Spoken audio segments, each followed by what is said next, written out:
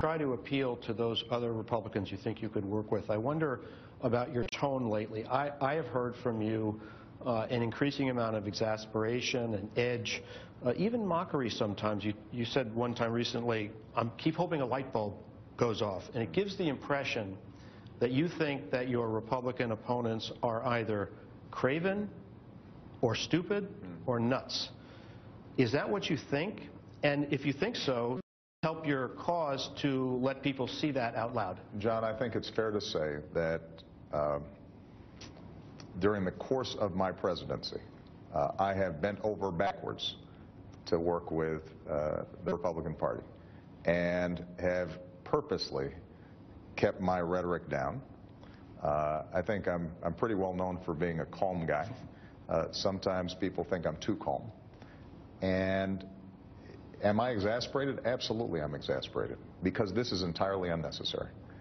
We have a situation right now where if John Boehner, the Speaker of the House, puts a bill on the floor to reopen the government at current funding levels so that we can then negotiate on a real budget that allows us to stop governing from crisis to crisis, it would pass. The only thing that's stopping it is that John Boehner right now has not been willing to say no to a faction of the Republican Party that are willing to burn the House down because of an obsession over my health care initiative. They've now voted 40 times to repeal this. 40 times. A law that passed the House, passed the Senate, was signed by me, was ruled constitutional by the Supreme Court, that as we speak is being implemented, that is already benefiting millions of people who allow their kids to stay on their parents' plan till they're 26, that are providing rebates to families because their insurance companies have to treat them fairly, that are making sure seniors are getting cheaper prescription drugs. And I am exasperated with the idea that unless I say to 20 million people, you can't have health insurance, these folks will not reopen the government. That is irresponsible.